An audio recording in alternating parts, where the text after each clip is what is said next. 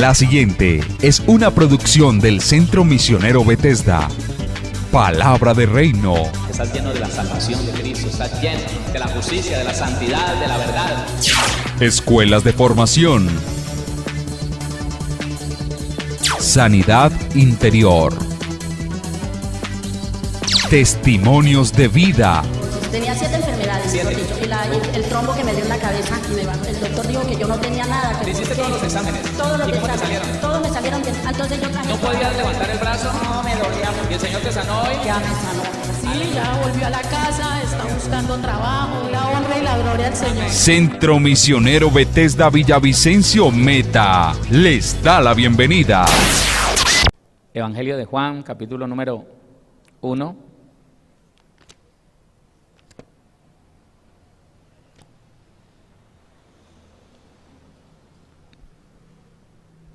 Evangelio de Juan, capítulo número 1.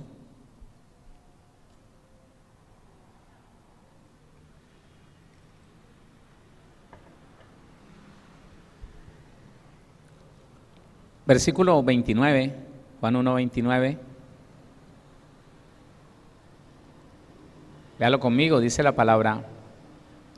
El siguiente día vio Juan a Jesús que venía a él y dijo: He aquí el Cordero de Dios que quita el pecado del mundo. Esa fue la exclamación de Juan el Bautista cuando vio venir a la persona de nuestro Señor Jesucristo. He aquí el Cordero de Dios que quita el pecado del mundo. Pero para los judíos Jesús era un profeta más. Para algunos de ellos era un falso profeta, un alborotador. Era alguien que venía a meter en mayores problemas al pueblo de Israel, pues ya tenían suficiente con el estado en que estaba la política de Israel. Se estaban levantando algunos rebeldes con deseos de levantar algunos judíos en contra del Imperio Romano. Había una situación bien difícil en ese tiempo, y el Señor Jesús estaba allí en medio de todas estas cosas. El Señor Jesús no solamente se estaba enfrentando con un gobierno que no era el gobierno judío, sino que se tenía que enfrentar a diferentes líneas de pensamiento religioso. Y había algo muy peligroso, se lo quiero recordar, es que se había establecido una línea político-religiosa. ¿Qué significa esto? Que la iglesia participaba directamente, no la iglesia, no, el pueblo de Israel, perdóneme, que el pueblo de Israel, el pueblo de Dios, el que se hacía llamar el pueblo de Dios, sí, es el pueblo de Dios, participaba directamente de la política, intervenía en la política, unos más que otros, sí, habían varias líneas, ya las leímos, y bueno, el Señor Jesús empezó escuchando a Juan, estuvo de alguna manera repitiendo ciertas palabras de juicio, pues con el conocimiento que tenía mi Señor Jesús en ese tiempo como hombre, que era mayor al de Juan. Él determinó un juicio mucho más fuerte que el que Juan anunciaba, pero luego fue dejando cosas que Juan hacía, como era el determinar juicio, el predicar juicio y el bautizar. El Señor Jesús dejó estas cosas, ya no volvió a bautizar, ya no volvió a predicar juicio, y quedamos ayer en que Él se ubicó en los pobres, en los desamparados, en los enfermos, en los endemoniados, en aquellas personas que formaban dos clases de grupos. El grupo de los pobres, que no tenía no tenía ninguna esperanza de ser salvo. El grupo de los pobres no tenía ninguna esperanza de ser salvo. Y el grupo de los pecadores, que mucho menos podrían aspirar a la salvación. Entonces, los pobres y los pecadores fue a los dos grupos de personas que el Señor Jesús se dirigió. Empezó a compartir con ellos. Miremoslo a ver. Lo último que leímos fue que pobres y pecadores fueron los dos grupos a los que el Señor Jesús empezó a acercarse. El sufrimiento del pecador adoptaba la forma de frustración, culpa y aflicción, pues nunca serían aceptados entre la gente respetable, no, nunca. Para el pecador no había esperanza porque no conocía la ley. Juan capítulo número 7. Para el pecador no había esperanza porque el pecador y el pobre no conocían la ley. Vamos a leer el versículo 49, que es el que nos interesa. 49. 7:49 de Juan. Mas esta gente que no sabe la ley, maldita es. Esto lo está expresando alguien de la jerarquía judía. Mas esta gente que no sabe la ley, maldita es.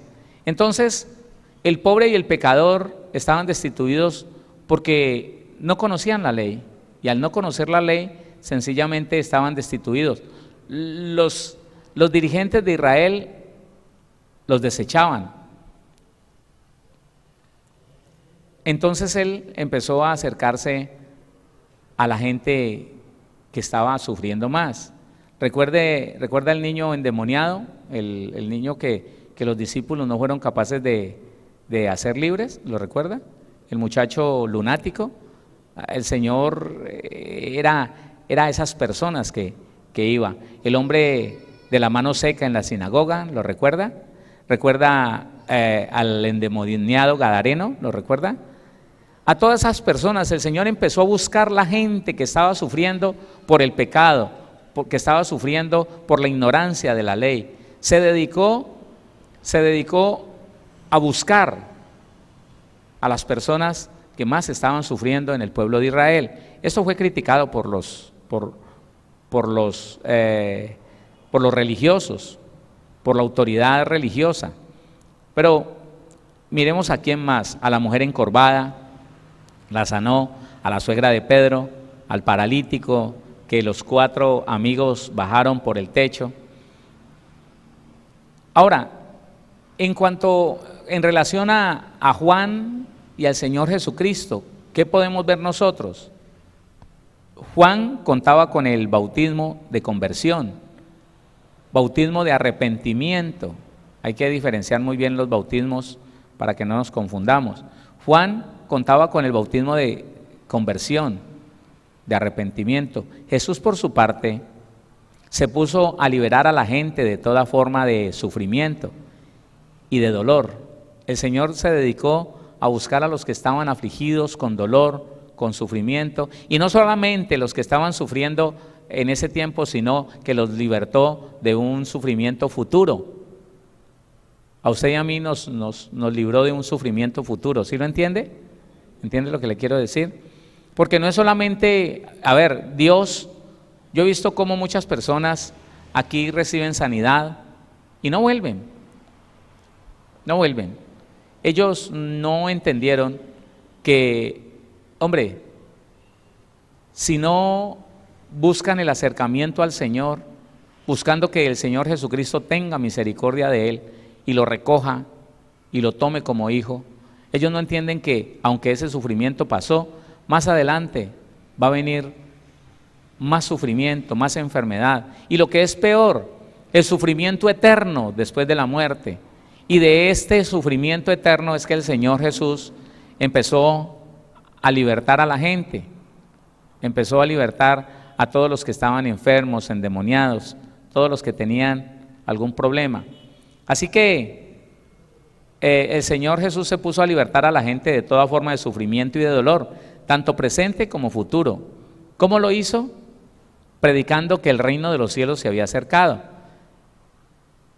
Mire que no había nada extraño en el Señor Jesucristo.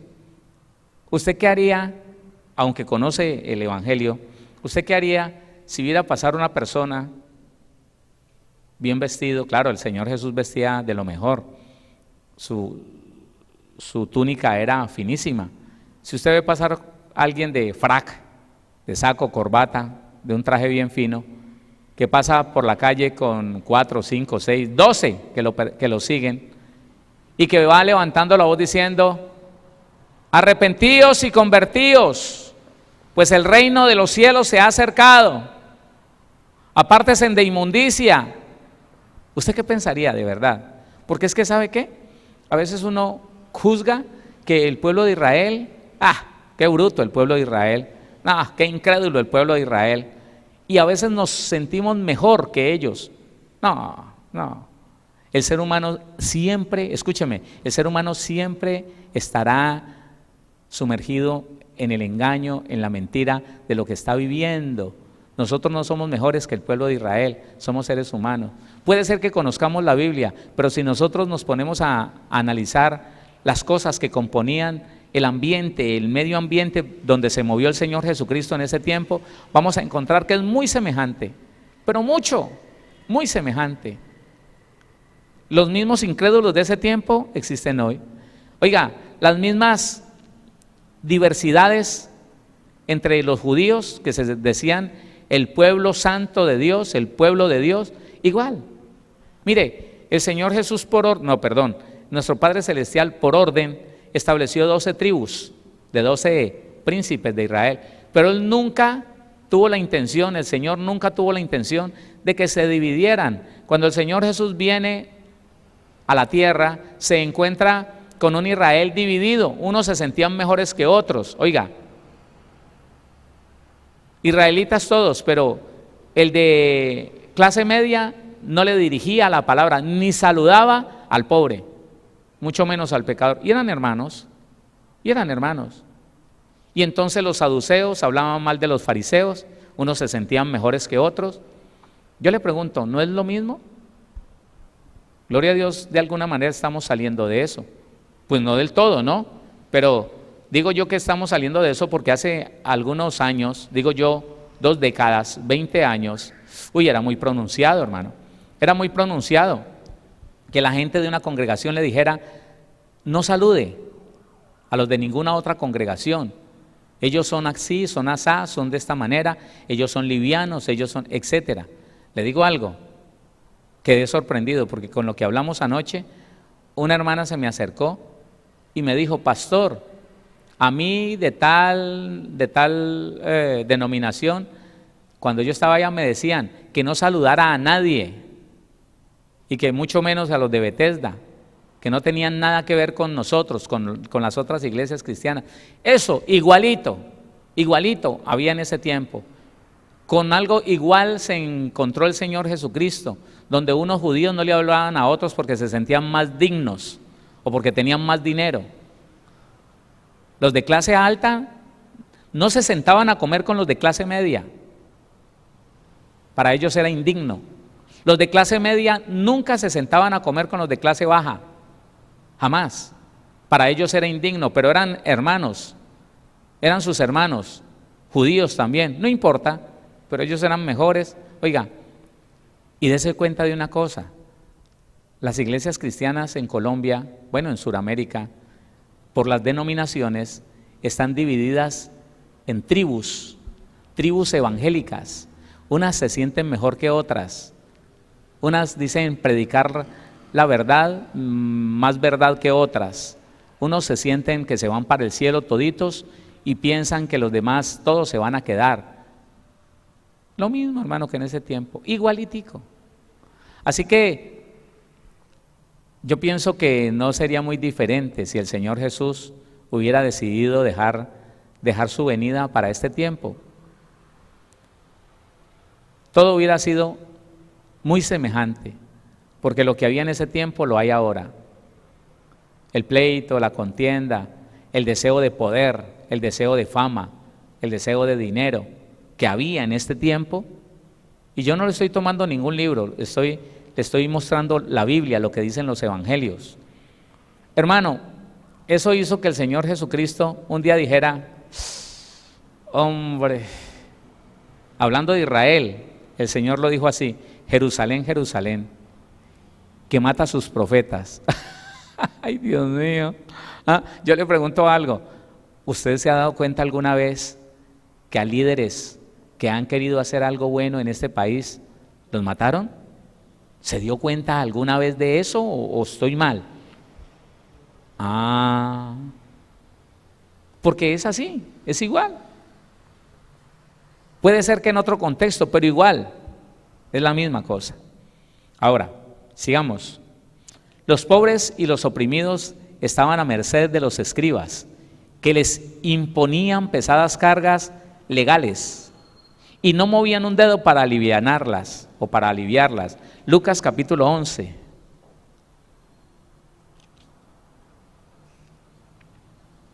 Lucas, el capítulo número 11, el versículo 46. Léalo conmigo, 11:46 de Lucas. Y él dijo: hay de vosotros también, intérpretes de la ley, porque cargáis a los hombres con cargas que no pueden llevar, pero vosotros ni aun con un dedo las tocáis. Ponían a esas personas que no conocían de la ley, les imponían unas cargas que era imposible para ellos llevarlas. Hubo un tiempo en la historia de Israel donde pues la ley de Moisés dice que si la persona no tiene dinero para hacer la expiación de sus pecados con un cordero de 1 año, perfecto, ¿sabe qué? Que trajera 2 palominos. Y hubo un tiempo en Israel que los sacerdotes, los jefes del Sanedrín, los jefes de los sumos sacerdotes del templo, dijeron: no, señor, el que no se traiga, el que no llegue aquí con un corderito, no le vamos a aceptar ningún sacrificio. Pues la historia dice que fue que en un tiempo se presentó una sobreabundancia, una sobrepoblación de estos animalitos, de ovejas y de corderos, pero que a su capricho, sin temor de Dios, estos dirigentes imponían cosas que Dios no imponía, que Dios nunca había impuesto, y ellos decían: no, señor. Entonces, ¿qué tenía que hacer el que quería ver justificados sus pecados? Ir a prestar dinero. Algunos entregaban a sus hijos por un tiempo a otros familiares en esclavitud para que les pudieran prestar el dinero con que comprar el corderito. Cuando uno estudia la historia de Israel, toma fuerza ese Lucas capítulo 4 versículo 18, cuando dice: el Espíritu del Señor está sobre mí, por cuanto me ha ungido para dar buenas nuevas a los pobres. Hermano, los abusos que cometían los líderes de Israel con los pobres era impresionante. Los abusos era terrible. Así que les sigo contando. El Señor estaba hablando de pisoteados, de perseguidos, de cautivos. Lucas capítulo número 4. Le voy a mostrar lo que le estoy diciendo, el versículo que le estoy diciendo. 4:18. A esto vino el Señor Jesús.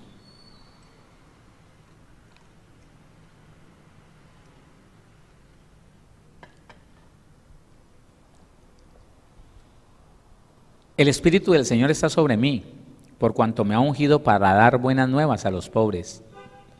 ¿Cuáles son las buenas noticias que tienen los pobres? Sin dinero pueden recibir la salvación. ¿Qué cosa? ¿A usted le costó algo? ¿Usted es de aquellos cristianos que tuvo que pagar un precio por la salvación? Sí, hay cristianos que hablan de que tuvieron que pagar un precio. No, aquí pagando el precio. Están desubicaditos.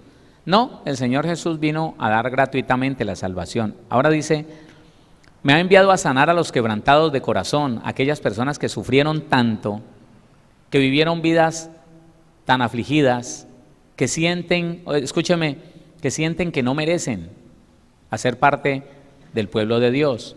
Personas que vivieron vidas tan desastrosas, personas que fueron rechazadas, abandonadas, maltratadas, que en su propio concepto no se merecen nada. Yo no sé si alguna vez alguien de los presentes se puso a pensar y dijo: no, yo qué me voy a merecer nada.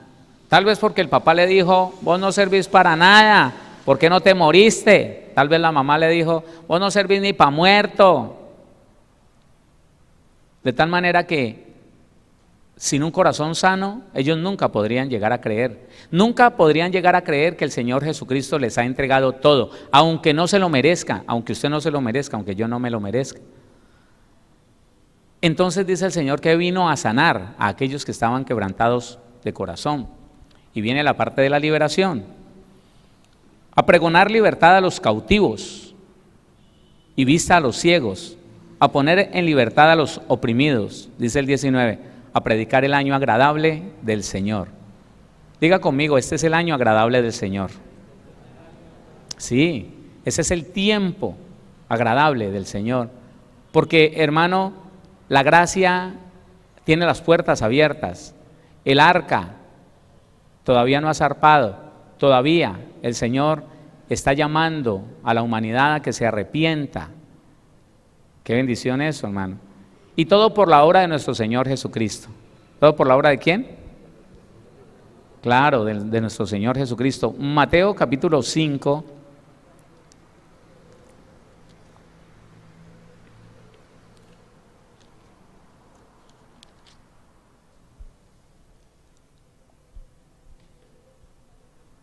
Versículo 1. Viendo la multitud, subió al monte y sentándose, vinieron a él sus discípulos y abriendo su boca les enseñaba, diciendo. Aquí está la forma en que el Señor empezó a establecer esta verdad de Lucas 4:18. Cuando a mí me gusta mantener esto como, no oculto, sino como en silencio, hasta que llegue el momento en que las personas dicen, no, pastor, usted está hablando de algo muy raro, porque está hablando de sanidad interior y la Biblia no habla de sanidad interior. Qué pena, el Señor Jesús fue a trabajar en el alma de la humanidad, de las personas. Y este es el comienzo, óigame, del mayor tratado de sanidad interior que tiene la Biblia. Capítulos 5, 6 y 7 es el mayor tratado de sanidad interior que puede haber en la Biblia. ¿Y sabe quién lo desarrolla? El Señor Jesucristo. ¿Quién lo desarrolla? El Señor Jesús.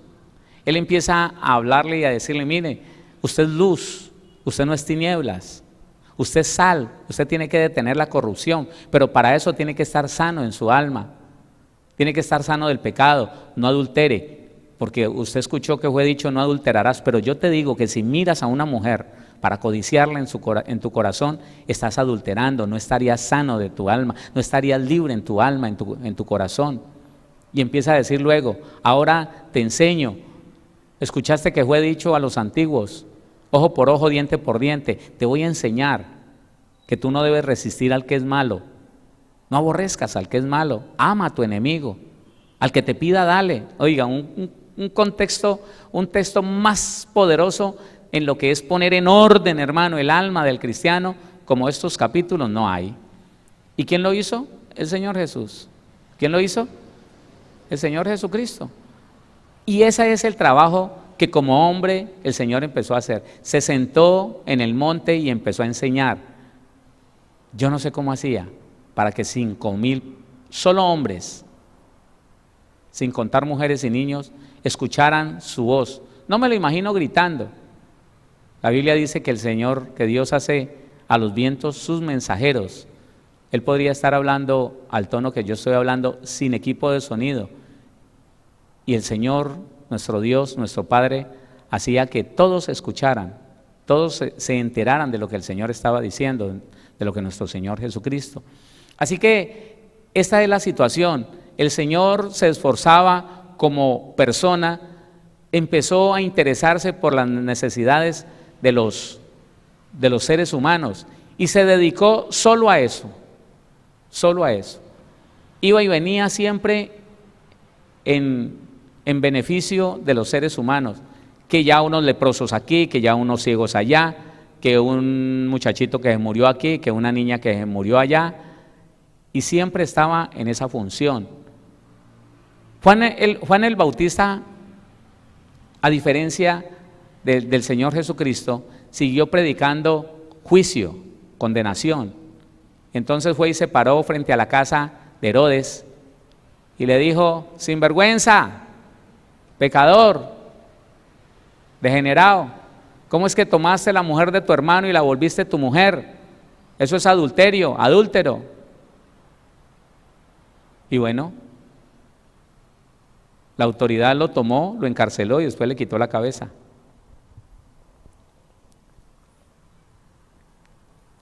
No sé qué piense usted, pero creo que al Señor Jesús le tocó ir ajustando su ministerio en la medida que iba aprendiendo. Él no vino a la tierra aprendido. Uno de los errores que uno comete es pensar que Él vino aprendido, que Él llegó sabiéndoselas todas. No. Ayer vimos cómo dice la Biblia que Él aprendió. ¿Sí o no? ¿Sí aprendió? Bueno, porque fue 100% hombre. Continuaba siendo 100% Dios. Ahora, Jesús era de la clase media. Su única desventaja era que era Galileo. ¿Qué era?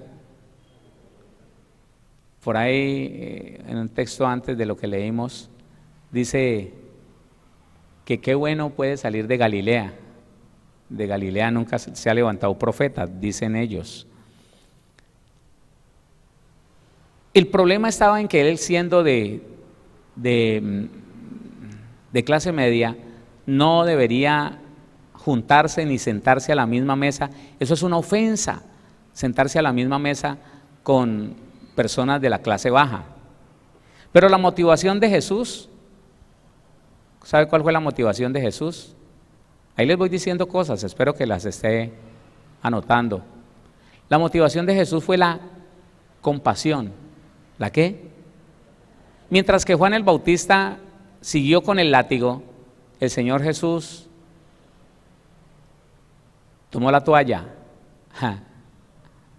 Esto del lebrillo y la toalla tiene un significado bien poderoso que muestra lo que fue la gran parte del ministerio del Señor Jesús. Entonces la motivación del Señor Jesucristo, Mateo, capítulo 14.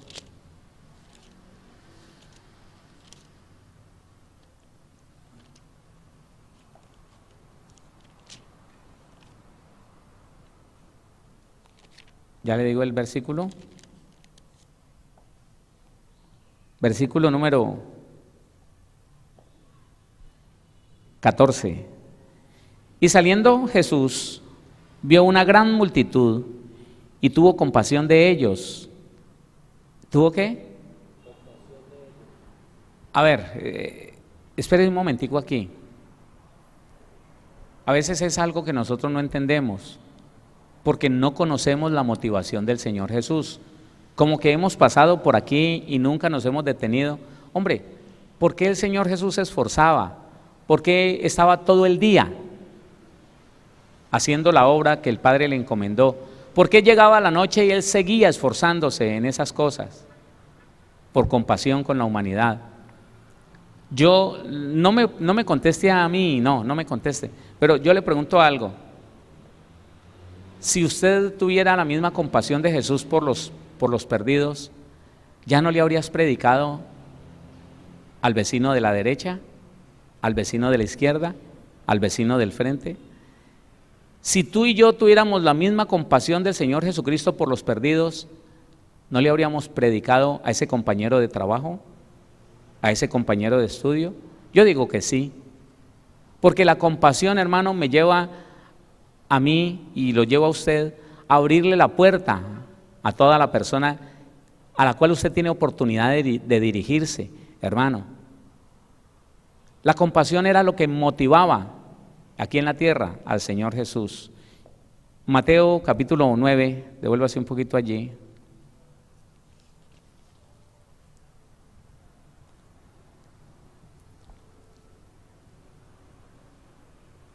Versículo 36. Bueno, 35. Recorría Jesús todas las ciudades y aldeas. ¿Las recorría cuántas? ¿Algunas? ¿Poquitas?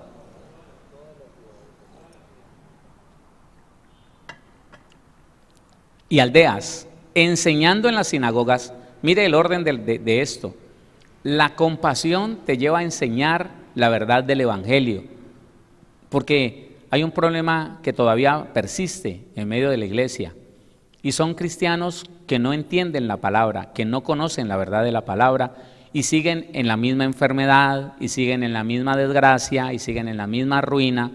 Nadie tuvo compasión de ellos para enseñarles la verdad de la palabra, la verdad de la obra del Señor Jesucristo. Mire aquí, enseñando en las sinagogas de ellos y predicando el evangelio del reino y sanando toda enfermedad y toda dolencia en el pueblo. 36. Y al ver las multitudes, tuvo compasión de ellas, porque estaban desamparadas y dispersas como ovejas que no tienen pastor. Si a nosotros nos motivara lo mismo que motivó al Señor Jesús, hermano. Mire, si a los ministerios, perdóneme, yo sé que esto no cae muy bien, pero yo no puedo resistir a lo que Dios me ha dado en esta tierra. Infiel sería. ¿Usted no nota, hermano, tantos ministerios con su vista puesta en otra cosa y no en las almas? ¿Y no en la formación correcta de las almas? ¿No nota usted ministerios que enseñan, digamos que siempre lo mismo, cosas muy superfluas? Bendición, bendición, bendición, prosperidad, pero están ubicados siempre en pedir y pedir y pedir y reunir dinero y reunir dinero. Porque no se conoce, hermano, cuál fue la motivación del Señor Jesucristo en esta tierra. Porque hoy en día, no, como anteriormente, no se sigue la motivación del Señor Jesús. La compasión por el perdido, la compasión por el que está en la calle, la compasión por el que es pobre, la compasión por el que está enfermo, la compasión.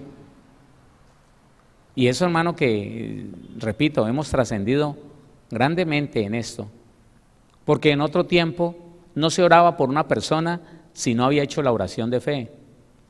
Y si la persona no podía hablar, entonces no se oraba por sanidad sobre esa persona, porque no. Y le ponían exigencias. Yo un día fui a orar por un enfermo, y yo he tenido las cosas que yo le predico ahora, muchas de ellas las he tenido claras desde hace mucho tiempo, otras no, otras las vengo aprendiendo. Pero el saber, hermano, que yo debo de orar por cualquier enfermo de cualquier creencia, de cualquier religión, lo tengo claro. Cuando yo llegué a ese lugar, me dijeron, espere aquí, que es que dentro del cuarto hay un pastor, y el pastor estaba diciendo que tenían que sacar todos esos ídolos, que tenían que quemar a una familia recontra hiper mega católica, que había que sacar y botar todos esos ídolos, que había que sacar y botar todas esas santos, todas esas vírgenes, que había que sacar y botar. ¿Y sabe a quién votaron? Votaron al pastor y me votaron a mí. Claro, lárguense de aquí, ¿usted a qué viene? ¡Fuera! Y una señora allá en una situación tan terrible, hermano, tan difícil, y llegar uno a complicarle la vida a otro, hermano, ¿ah? En vez de tener compasión de él o de ella, empezar, no, es que veo demonios. Por encima de los demonios está el Señor Jesucristo. ¿Y no? Entonces, cuando la compasión no es lo que nos motiva a nosotros, no estamos viviendo la misma motivación del Señor Jesús. Como persona, la motivación aquí en la tierra del Señor Jesucristo fue la compasión por los perdidos. Marcos capítulo número 6.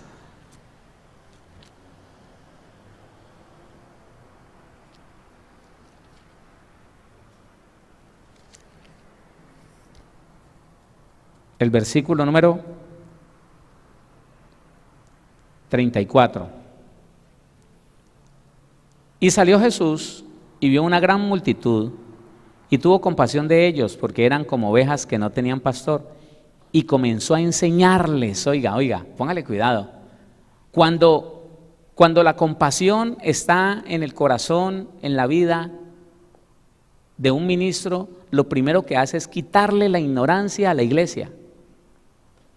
Porque solamente con el entendimiento de la palabra, escuche, solamente con el entendimiento de la verdad de la palabra, la humanidad, la iglesia sale del engaño en que estaba viviendo, sale de la enfermedad, porque es que qué terrible es aceptar esto, hermano. Qué terrible, qué feo, qué mal nos queda tener que aceptar que por falta de una buena enseñanza el cristiano estaba con 5, con 7, con 9, con 11, con 15 años en la iglesia, igual como había venido del mundo, enfermo, lleno de ira, lleno de amargura, lleno de reclamos, pobre, arruinado, con problemas familiares. Es más, llegó al cristianismo con familia y ya no tiene familia. ¿Ah? Porque no se le ha enseñado. Pero mire que el Señor Jesús veía las multitudes, tenía compasión de ellos y ¿qué hacía? Empezaba a enseñarles muchas cosas, todas conforme a la verdad del Evangelio.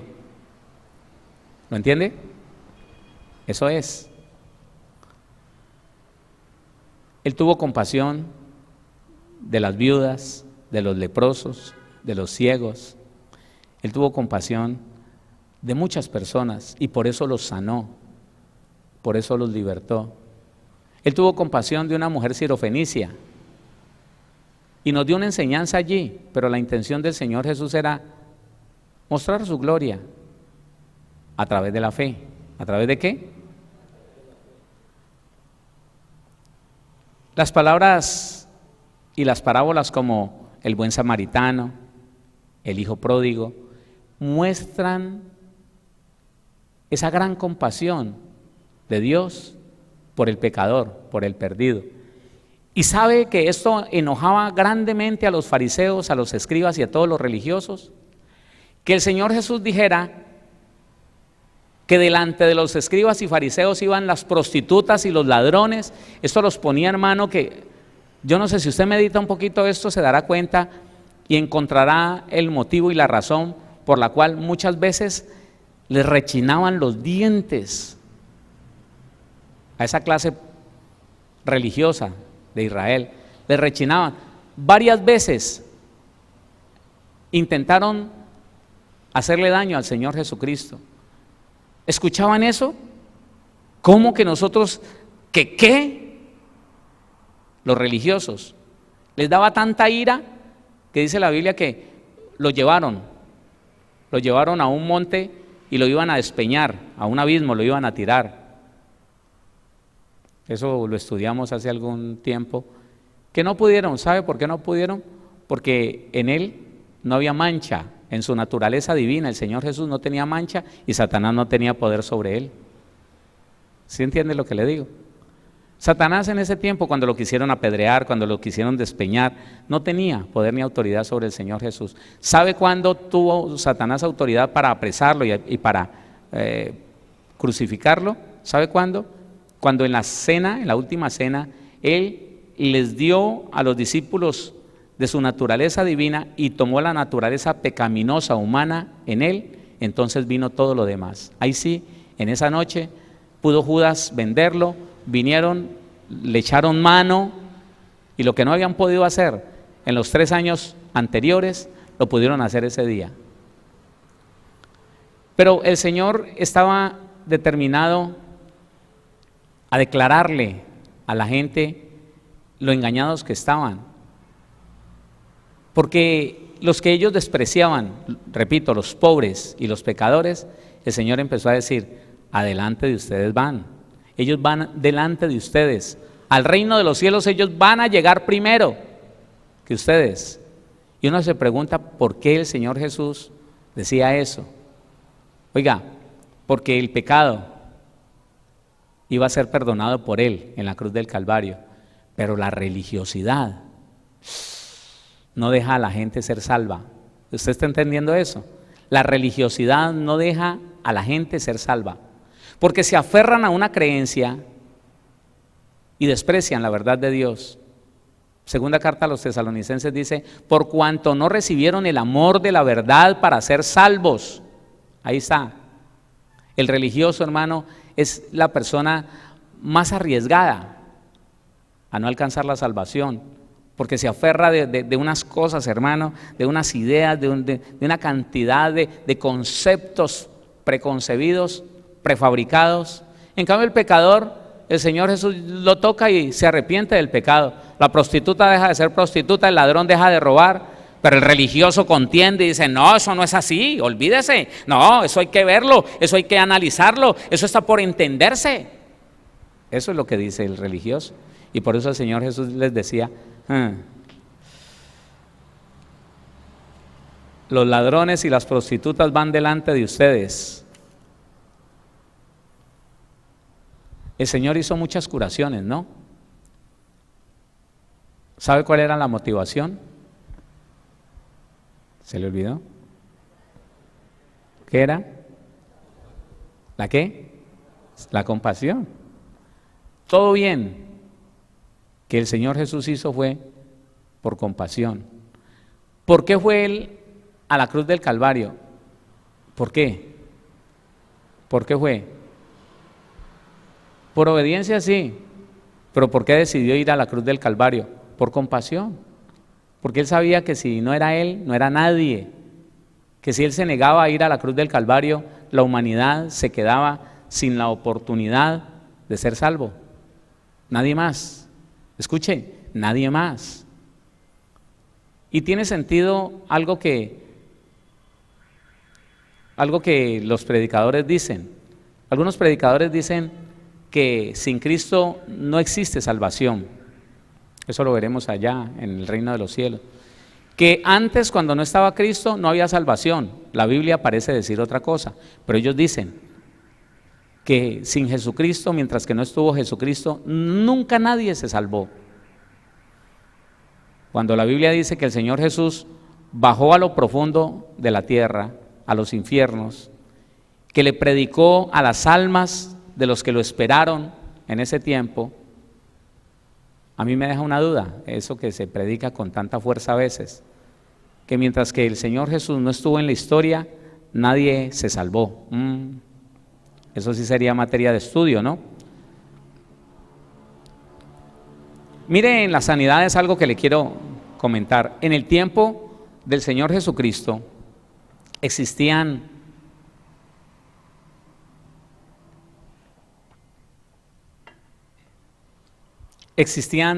diversas clases de personas: exorcistas, adivinos, curanderos, y todos eran vagabundos, todos eran andariegos, y por monedas, por dinero, iban haciendo conjuros, iban haciendo ritos. Pero póngale atención a esto, todos ellos hacían ritos y conjuros, dizque en el nombre de Dios, pero invocaban el nombre de algún líder religioso, desde el más viejo, como Abraham, como Moisés, como Jacob, invocaban esos nombres sobre el enfermo, sobre el endemoniado, y hacían diferentes formas de ritos para sanar o para libertar. El Señor Jesús nunca usó ritos, el Señor Jesús nunca usó nombres de líderes, ni antiguos ni presentes, ni nuevos. Y por eso, usted no se había explicado por qué los religiosos de Israel le dijeron, por Belcebú echa fuera a los demonios, porque él no invocaba como los otros curanderos judíos, como los exorcistas judíos, como los adivinos, no, él no invocaba a nadie. Había gente que invocaba a su líder, a Gamaliel. Oigan, ¿sabe que descubrí hace algunos años que unas personas vinieron allí a Bogotá y decían hacer liberaciones y echaban fuera a los demonios en el nombre de su cobertura? Así lo decían: demonio, te echo fuera en el nombre de mi cobertura, y lo nombraban. Es una persona muy conocida a nivel mundial. Y yo ahí mismo me conecté con lo que estudié de historia de estas personas, que ellos decían en el nombre de Moisés, por ejemplo, unos, otros decían en el nombre de Gamaliel, decían que para echar fuera a los demonios y para sacar las enfermedades. Y estas personas, eso fue como el año pasado, no, hace como 2 años, y decían eso, en el nombre de mi cobertura fulano de tal, decían. y pretendían echar fuera demonios, existiendo ya el nombre que es sobre todo nombre, en los cielos y en la tierra y debajo de la tierra, por el cual se dobla toda rodilla, ¿sí o no? Y sin embargo, eso existía. Cuando vieron al Señor Jesús, que solamente le mandaba a los demonios así, como quien tiene autoridad, demonio, vete. No, que es que yo, no, cállese, hágame el favor, váyase. No, pero déjeme ir. Bueno, listo, pero andate, deja la trifulca, deja el alboroto, te vas. Uf, se iba. Ve, pero en nombre de quién vino, no invoca a nadie. Ah, ya sé, echa fuera demonios por Belcebú, príncipe de los demonios, porque no usaba ningún nombre y porque él le dijo a sus discípulos, en mi nombre ustedes van a echar fuera demonios.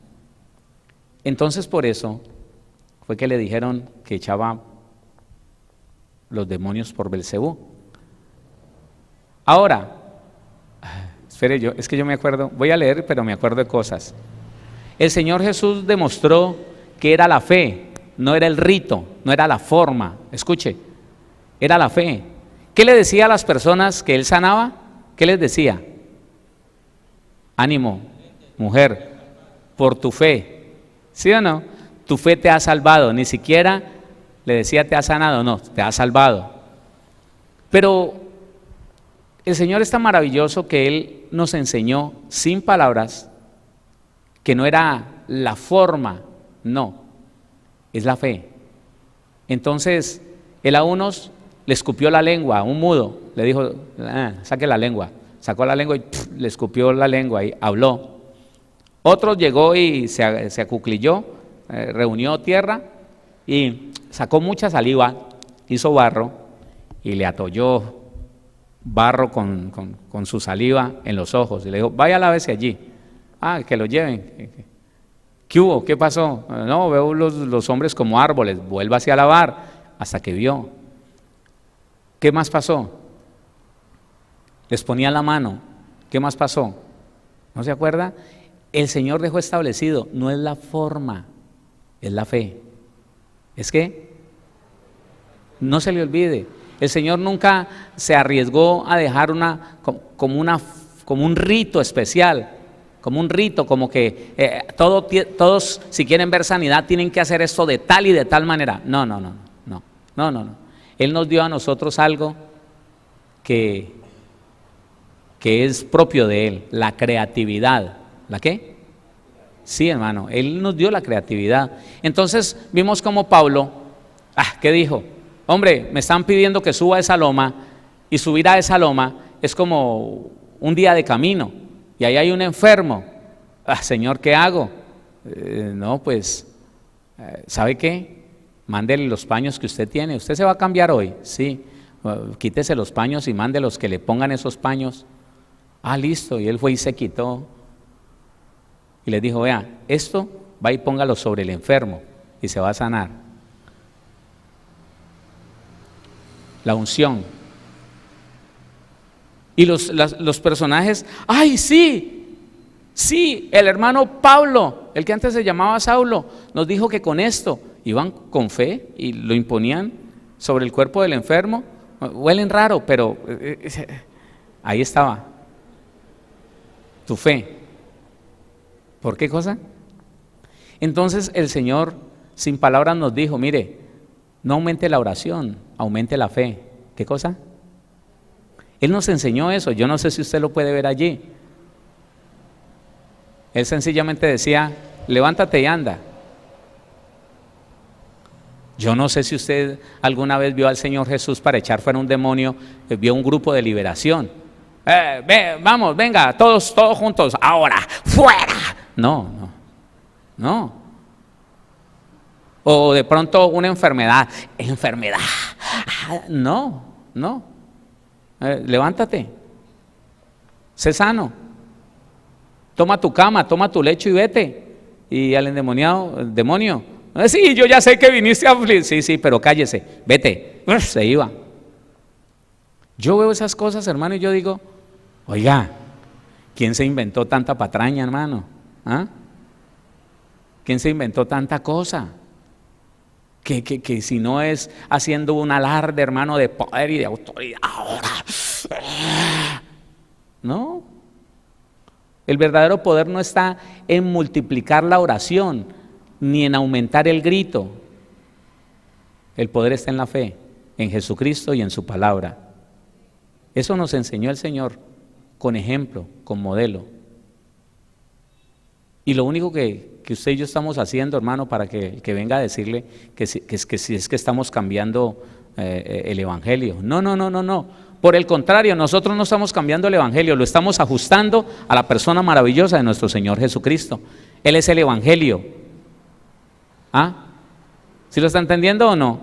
Sí, hermano, es que aquí están las cosas como tan claras. Y cuando uno estudia al Señor como persona, empieza a desbaratar una cantidad de conceptos que yo no sé quién levantó, y unos ritos, hermano, que se hacían en la iglesia cristiana. Son muy bonitos. Ah, claro. ¿Usted cree que a mi alma no le gustaría estar viviendo el tiempo donde la gente se paraba en un púlpito y empezaba a decir: anoche tuve una guerra con el mismo Satanás? Y la gente, aleluya, gloria a Dios, y empezaban a aplaudir y a mirar ese superhombre allá, y él me dijo, y yo le dije, no. ¿Por qué perder tiempo en eso, hermano? ¿Ah? ¿Por qué perder tiempo en eso? Y entonces una manifestación, ¡ahora! No. Es mejor quitarse el micrófono y irle a decir a ese demonio: ve, demonio, yo sé que estás ahí. Y si no tenés alguna autoridad, algún derecho legal, te mando que salgas de él y que no vuelvas más. Es más efectivo.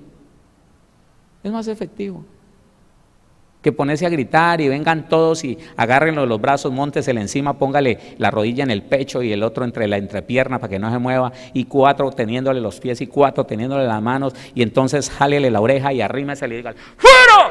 En el oído, para que al otro día tenga una otitis bien terrible.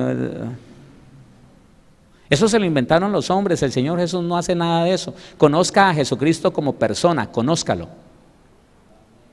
Un hombre que caminaba en el poder de la fe en Dios, y que por el poder del Espíritu Santo le decía a los demonios: váyanse, y a las enfermedades les decía: váyanse. ¿Y se podían quedar allí? No se podían quedar allí. Entonces la iglesia ha caminado un camino difícil porque no ha seguido los pasos del Señor Jesús como persona. No. Dejamos el camino del Señor Jesús y nos inventamos otras cosas, otros ritos, otras. Ahora, yo le hago una sugerencia, y se la hago porque por allá en la ciudad de Cali alguien se inventó el ministerio del paño. Sí, claro. Y entonces el tipo empezó a comprar, y es que iglesia cristiano evangélica, y empezó a comprar tela, de esa tela ordinaria, sencilla, y entonces él se envolvía en ella y después se la quitaba y la partía en pedazos y lleve para que los enfermos se sanen. Sí. Eso se cayó porque hacer una doctrina de algo que el Señor Jesús hizo espontáneamente en un momento dado porque le plació. Hacer una doctrina de eso es también una falta de entendimiento. Nosotros no podemos. ¿Qué quiere decir eso? ¿Qué quiere decir eso? Una vez una señora me dijo que me detectaron cáncer en este lunar, y yo le dije al Señor: ¿cómo oro? Y el Señor me dijo: dile que cierre los ojos. Yo le dije: cierre los ojos. Y cuando cerró los ojos, el Señor me dijo: úntese el dedo con saliva y tóquele el. Y yo dije: ¿será? ¿Y si me ve la gente? ¿Qué? Pues nadie me estaba viendo, entonces yo. Y eso fue así como el Señor lo dijo. Como a los 10, 12 días volvió con el examen en la mano. El cáncer desapareció para la gloria del Señor. Pero es algo espontáneo, es algo que no puede. Así fue el Señor Jesús, hola. El Señor Jesús nunca caminó en esta tierra metido en diseños rígidos, en ritos religiosos. No, hermano, más sencillo y más espontáneo que el Señor Jesucristo ninguno. Nada. Señora. Eso sí, Él confiaba en la verdad de la palabra y Él establecía la verdad de esa palabra donde iba. que es lo que usted y yo debemos hacer, ¿no? ¿Hola? Es lo que usted y yo debemos hacer. Ay, bueno, vamos a dejarlo allí. Hasta aquí alcanzamos.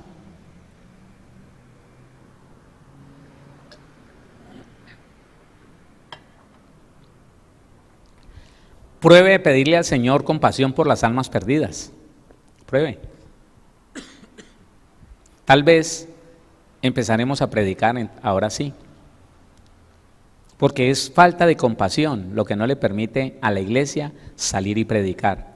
Tienen al vecino ahí borracho, tienen a la vecina infiel al marido, pero no se les ocurre, hermano, ir y decirle, venga que yo conozco una solución para su problema, venga que yo conozco una solución para su problema. No, no se les ocurre, ellos son impíos, eso.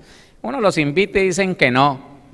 No les invite, tráigale la iglesia a la casa, usted es iglesia. Llévesela a la casa, predíquele, háblele de lo que Dios ha hecho en su vida. No lo invite a la iglesia, usted puede allá en la casa de ese hombre, de esa mujer, mostrarle la gloria de Dios. Escúchelo. Pero predique, hola. Es que es tan doloroso ver cómo se muere y se muere la gente sin Cristo. Y tanto cristiano por ahí acomodado, cómodo, regocijado, pero que no le provoca abrir la boca para predicar al Señor. No. Debemos de predicar. El Señor Jesús vino a eso. Y la Biblia dice que como es Él, somos nosotros. Uy, ninguno. Eso dice la Biblia, que como es Él, entonces deberíamos de tener compasión por las almas y predicar siempre que vamos por algún lado, siempre hablando del Señor Jesucristo, siempre mostrando la gloria de Dios en nosotros, para que tengan una oportunidad, ¿sí o no?, de salvación.